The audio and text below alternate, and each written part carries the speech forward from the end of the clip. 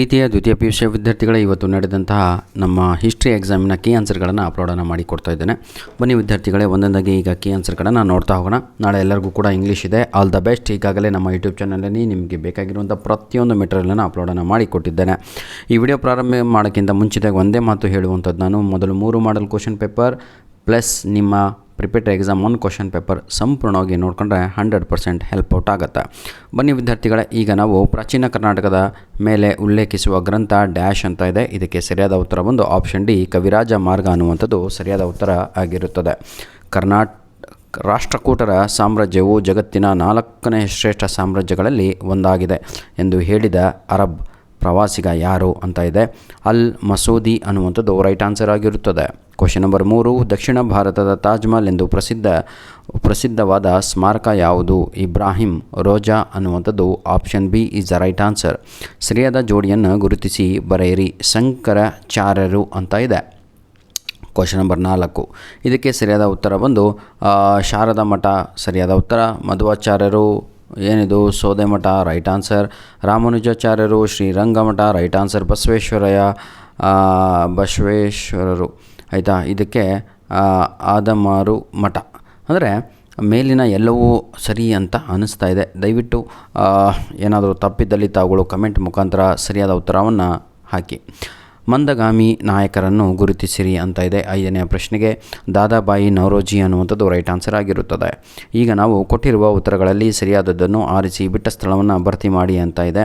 ಈಗ ಭಾರತೀಯ ವೈದ್ಯಶಾಸ್ತ್ರ ಪಿತಾಮಹ ಯಾರು ಅಂತ ಕೇಳಲಾಗಿದೆ. 6ನೆಯ ಪ್ರಶ್ನೆಗೆ ಸರಿಯಾದ ಉತ್ತರ ಬಂದು ಅದು ಏನಂತೀರ ಧನ್ವಂತ್ರಿ ಅಂತ ಇದೆ ಅಲ್ವಾ, ಲಾಸ್ಟ್ ಆಪ್ಷನ್ನು ಅದು ಸರಿಯಾದ ಉತ್ತರ ಆಗಿರುತ್ತದೆ. ಅಲ್ ಬೈರುನಿಯ ಪ್ರಸಿದ್ಧ ಕೃತಿ ಯಾವುದು ಅಂತ ಇದೆ. ಅದು ಕಿತಾಬುಲ್ ಹಿಂದ್ ಅಂತ ಇದೆ ಅಲ್ವಾ, ರೈಟ್ ಆನ್ಸರ್ ಅದಾಗಿರುತ್ತದೆ. ಸಿಖ್ಖರ ಪವಿತ್ರ ಗ್ರಂಥ ಅದು ಏನಾಗಿರುತ್ತೆ?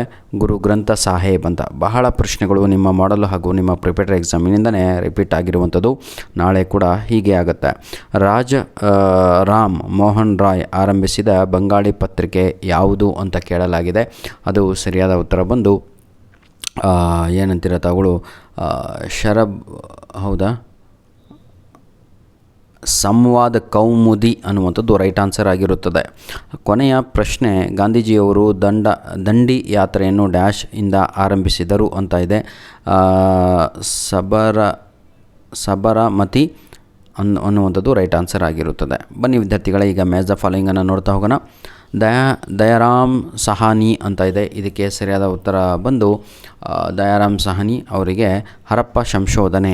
ಕೌಟಿಲ್ಯ ಅಂತ ಇದೆ, ಪ್ರತಿಯೊಬ್ಬರಿಗೂ ಕೂಡ ಗೊತ್ತು, ಅರ್ಥಶಾಸ್ತ್ರದ ಪಿತಾಮಹ ಅಂತ. ಯಾವುದು? ಆಪ್ಷನ್ 3.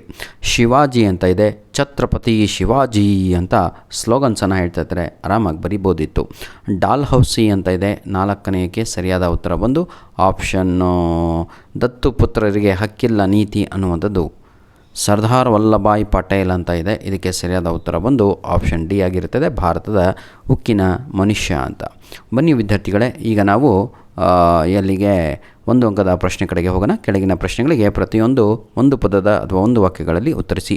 ಸಿಂಧು ನಾಗರಿಕತೆಯ ಹಡಗು ಕಟ್ಟೆ ಎಲ್ಲಿ ಕಂಡು ಬಂದಿದೆ ಅಂತ ಇದೆ. ಎಲ್ಲರಿಗೂ ಕೂಡ ಗೊತ್ತು, ಲೂಥಾಲ್ ಅನ್ನುವಂಥದ್ದು ರೈಟ್ ಆನ್ಸರ್ ಆಗಿರುತ್ತದೆ. ಮೌರ್ಯರ ರಾಜ ಲಾಂಛನ ಯಾವುದು ಅಂತ ಇದೆ. ಇದಕ್ಕೆ ಸಿಂಹ ಅನ್ನುವಂಥದ್ದು ರೈಟ್ ಆನ್ಸರ್. ಖಿಲ್ಜಿ ಪದದ ಅರ್ಥವೇನು ಅಂತ ಇದೆ. ಕೋಟೆ ಅನ್ನುವಂಥದ್ದು ರೈಟ್ ಆನ್ಸರ್. 15ನೆಯ ಪ್ರಶ್ನೆ, ಷಣ್ಮತ ಸ್ಥಾಪನಾಚಾರ ಎಂದು ಯಾರನ್ನು ಕರೆಯಲಾಗಿದೆ ಅಂತ ಇದೆ.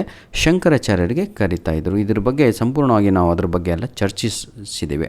ನಮ್ಮ ಪ್ರೈವೇಟ್ ಕ್ಯಾಂಡಿಡೇಟ್ಸ್ಗಳೇ ಹಾಗೂ ಯಾರೆಲ್ಲ ಈ ಎಕ್ಸಾಮ್ 2 ಹಿಸ್ಟ್ರಿಯನ್ನು ಮಿಸ್ ಮಾಡ್ಕೊಂಡಿದ್ರು ಅಂಥ ವಿದ್ಯಾರ್ಥಿಗಳು ದಯವಿಟ್ಟು ಈ ವಿಡಿಯೋನ ಸಂಪೂರ್ಣವಾಗಿ ನೋಡ್ಕೊಂಡ್ರೆ ಮುಂದಿನ ದಿನಗಳಲ್ಲಿ ನಿಮ್ಮ ಆ್ಯನ್ಯುವಲ್ ಎಕ್ಸಾಮಿಗೆ ಭಾಳ ಹೆಲ್ಪ್ ಆಗುತ್ತೆ. These all questions are very very very important for your annual exam. God bless you all the best. Do well my dear children. ನಾಳೆ ಎಲ್ಲರಿಗೂ ಕೂಡ ಇಂಗ್ಲೀಷ್ ಎಕ್ಸಾಮ್ ಇದೆ. 100% ನಾನು ಕೊಟ್ಟಂಥ ಎಲ್ಲ ಮೆಟೀರಿಯಲು ಯೂಸ್ ಮಾಡ್ಕೊಂಡ್ರೆ ಸಾಕು, ನೀವು ಈಸಿಯಾಗಿ ಒಳ್ಳೆಯ ಅಂಕಗಳನ್ನು ಎಕ್ಸಾಮಲ್ಲಿ ತೆಗಿತೀರಾ ಅಂತ ಹೇಳ್ತಾ ವಿಡಿಯೋನ ಇಲ್ಲಿಗೆ ಮುಗಿಸ್ತಾ ಇದ್ದೇವೆ. ಧನ್ಯವಾದಗಳು. ನಾನು ನಿಮಗೆ ಮೊದಲನೆಯ ಬಾರಿಗೆ ಹೇಳಿದ್ದೆ 10 ಅಂಕದ ಪ್ರಶ್ನೆಗಳು ಇದನ್ನೇ ಓದ್ಕೊಂಡೋಗ್ರಿ, 5 ಅಂಕದ ಪ್ರಶ್ನೆಗಳು ಇದನ್ನೇ ಓದ್ಕೊಂಡೋಗ್ರಿ, ಎಲ್ಲವೂ ಕೂಡ ಬಂದಿವೆ. ತಾವುಗಳು ನೋಡ್ಬೋದು. ರಾಷ್ಟ್ರೀಯ ಏಕತೆ ಉದ್ಯಾನ ಕರ್ನಾಟಕದ ಕಾರಣವಾದ ಪ್ರಮುಖ ಅಂಶಗಳು ಯಾವುವು ಅಂತ ಇದೆ. ಹೊಯ್ಸಳ ವಾಸ್ತುಶಿಲ್ಪ ಅದು ಕೂಡ ಇದೆ. ತಾಳಿಕೋಟೆ ಅದು ಕೂಡ ಇದೆ 5 ಅಂಕದ್ದು. 10 ಅಂಕದ್ದು ನೋಡಿ, ಯಾವುದು ಮೊಹಮ್ಮದ್ ಬಿನ್ ತುಘಲಕ್ ಆಡಳಿತ ಅದು ಇದೆ. ಸರ್ ಎಂ ವಿಶ್ವೇಶ್ವರಯ್ಯ ಆಧುನಿಕ ಮೈಸೂರು ಅದು ಇದೆ. ಬುದ್ಧನ ಜೀವನ ಚರಿತ್ರೆ ಇದೆ. ಹಾಗಾಗಿ ವಿದ್ಯಾರ್ಥಿಗಳೇ ಎಲ್ಲವೂ ಕೂಡ ತಾವುಗಳು ಓದ್ಕೊಂಡು ಹೋದರೆ ಭಾಳ ಒಳ್ಳೆಯದಾಗತ್ತೆ ಅಂತ ಹೇಳ್ತಾ ವಿಡಿಯೋನ ಇಲ್ಲಿಗೆ ಮುಗಿಸ್ತಾ ಇದ್ದೇವೆ. ಧನ್ಯವಾದಗಳು.